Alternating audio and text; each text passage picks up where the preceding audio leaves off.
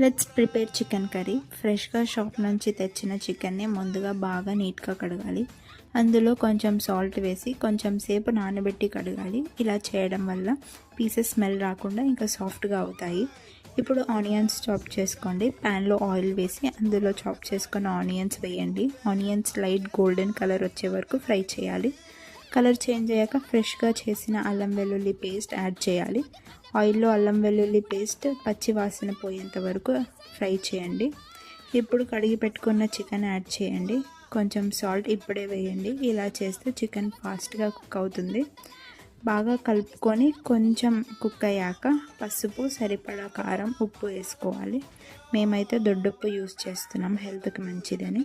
Chicken కొంచెం cook అయ్యాక fresh tomatoes cut చేసి యాడ్ చేయండి. గ్రేవీ ఎంత కావాలో దాన్ని బట్టి వాటర్ యాడ్ చేసుకోండి.